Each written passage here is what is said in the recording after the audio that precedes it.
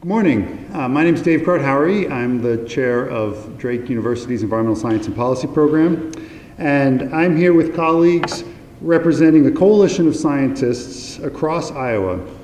Our goal is to communicate clearly to residents and the press of this state the expected impacts of climate change in Iowa, and to ensure that decisions made are based on accurate, current scientific information.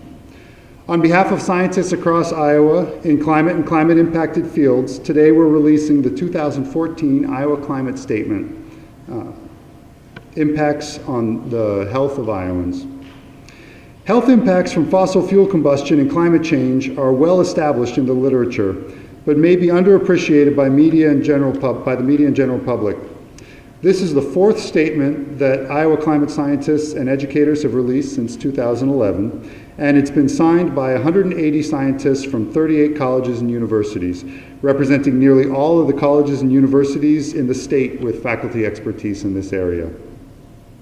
I'd like to introduce some of our lead authors on this year's document who are here to talk about the statement and to answer questions that you may have. So first is David Osterberg, Clinical Professor of Occupational and Environmental Health at the University of Iowa. Dr. Mary Mincer-Hansen, Adjunct Professor in the College of Health Sciences at Des Moines University.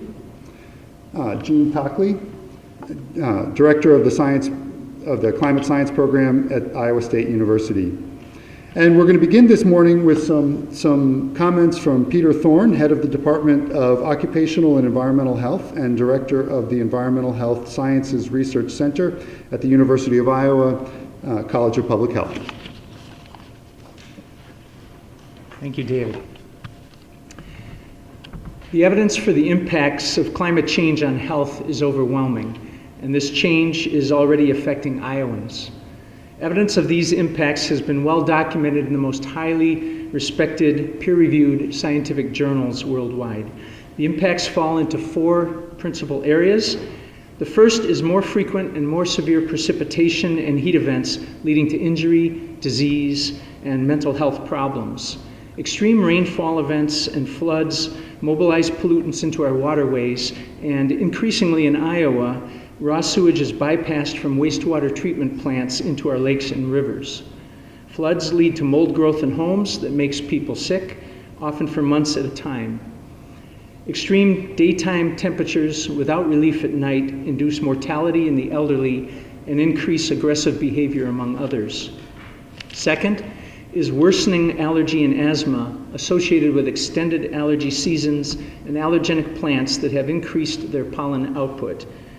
Increased carbon dioxide and temperature in the atmosphere stimulate the growth of allergenic plants such as ragweed, and global warming has extended their growing season, leading to increased suffering among those with allergy. Third, increased lung and heart disease from secondary air pollutants formed in warmer cities.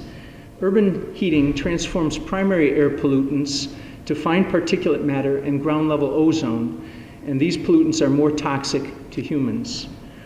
The fourth area is degradation of water for drinking and recreation from harmful algal blooms. Higher surface temperatures and reduced mixing of hot surface water with deeper, colder water and increased nutrient loads produce growth of toxic cyanobacteria, which make the water unsuitable for consumption.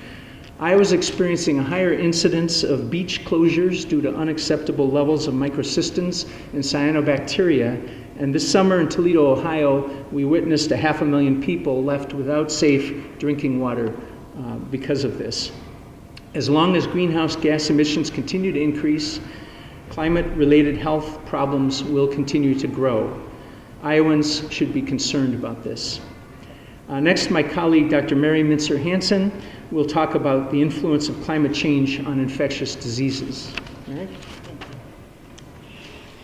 Good morning. One of the things that the science is showing us is that what we call in public health vector-borne diseases, such as dengue, West Nile virus, which are carried by mosquitoes and ticks, are increasing due to the change in weather. There are two aspects of that, the increase in temperature and the increase in moisture. We know two things happen. We know that the ticks and mosquitoes thrive for a longer period of time, and we know that they bite more, which is a bad thing in Iowa, as we all know. And we know that the diseases that they do carry, both viral and bacterial, can be more harmful to human health. So for those reasons, we're concerned about the climate change from the aspect of public health and what we call vector-borne diseases. Thank you.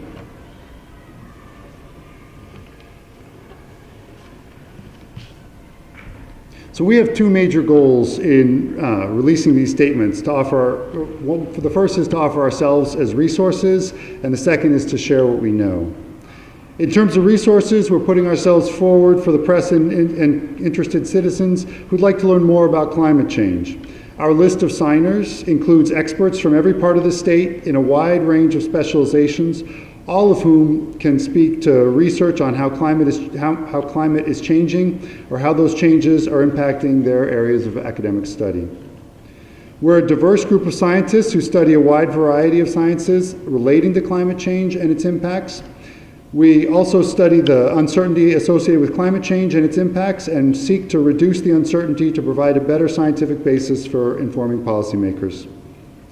As you've heard today, and can see from the statement, scientists across Iowa feel compelled to point out that there are areas where the science is clear. These areas include the fact that there is overwhelming evidence that greenhouse gases produced by people are changing and will continue to change the global climate, that Iowa has been experiencing and will experience impacts from these changes, and that these impacts include important negative consequences for the health of Iowans. As long as greenhouse gases continue to increase, climate-related health problems will also continue to grow. Lowering emissions and seeking new ways to adapt to climate change stressors will help to ease the risks of new health problems. Energy efficiency and expanded clean renewable energy have the co-benefits of reducing air pollution and producing jobs, creating economic opportunities for Iowans. Adopting strong climate change policies will play a vital role in diminishing human suffering and illness now and for generations to come. A resilient society benefits all Iowans.